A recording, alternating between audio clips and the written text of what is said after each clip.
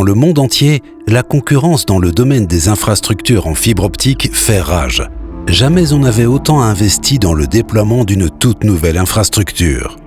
Le rôle du réseau routier à cet égard est crucial, car il constitue la trame optimale pour la pose des précieuses conduites de fibre optique. Il simplifie la planification et est un gage de sécurité du point de vue juridique. Un défi inédit pour les gestionnaires de routes compétents que l'Office du gouvernement régional de Styrie a su relever avec brio. Conscient que le déploiement de la fibre optique doit passer par le réseau routier, nous avons souhaité prendre part à l'élaboration d'une méthode qui nous convienne à nous, responsables de la construction des routes, tout en réduisant au minimum l'impact sur le corps de la chaussée.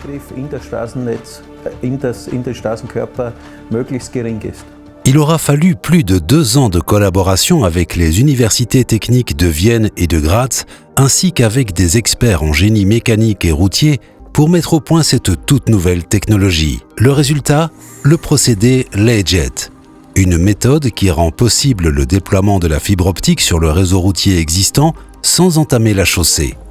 Elle permet également d'accélérer considérablement les opérations de pose. Une technologie qui marque le début d'une nouvelle ère.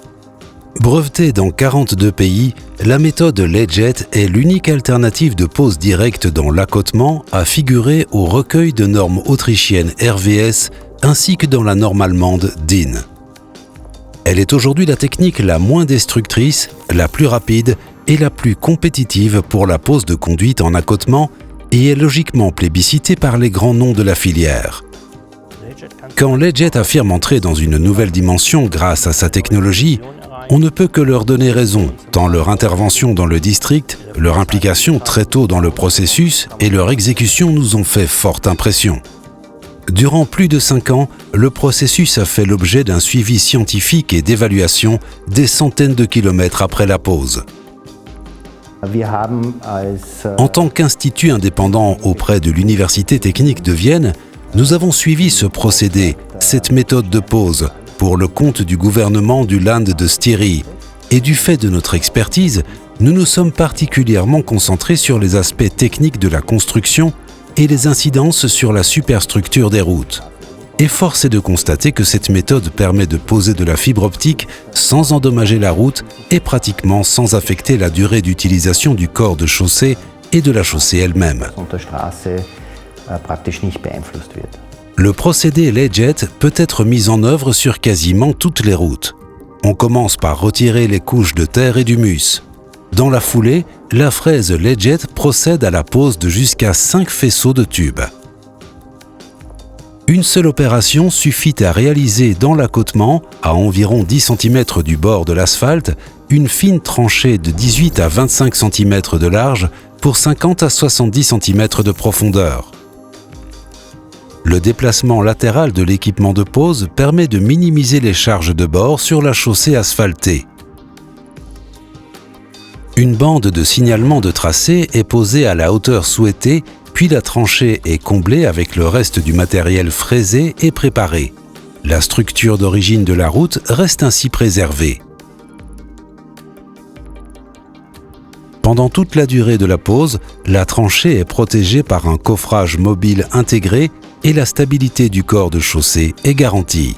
Un procédé de compactage multicouche, conçu spécialement et testé scientifiquement, redonne au corps de chaussée au minimum la même stabilité que celle mesurée avant la pose.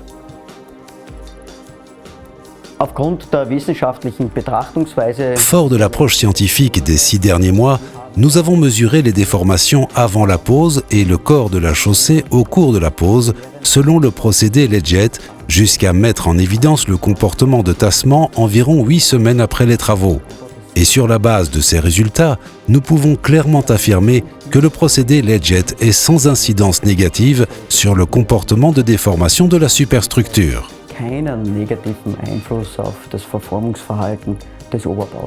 Une fois effectué le compactage au moyen d'un rouleau à pied de mouton, on réalise un accotement optimal à l'aide d'un finisseur prévu à cet effet, puis la surface est stabilisée en utilisant une plaque vibrante pouvant atteindre les 70 kN.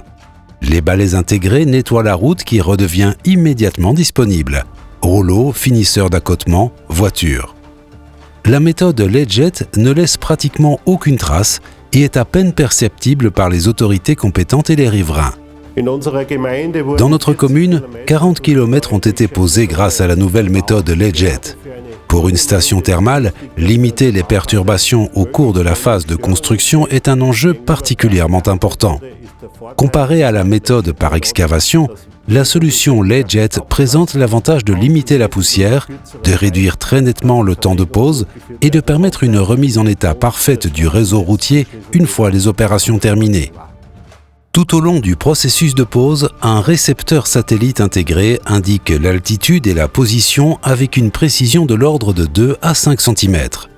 On peut ainsi documenter numériquement la position en toute simplicité et à moindre coût.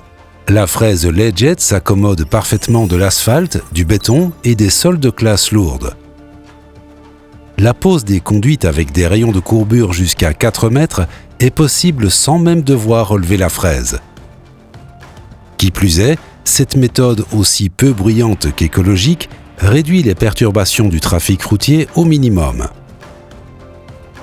Si je devais résumer en une phrase mon expérience avec la société Leadjet, je dirais que l'entreprise est ultra rapide, qu'elle respecte ses engagements et qu'au terme d'une campagne de persuasion fructueuse, elle a su faire des municipalités ses plus fervents adeptes.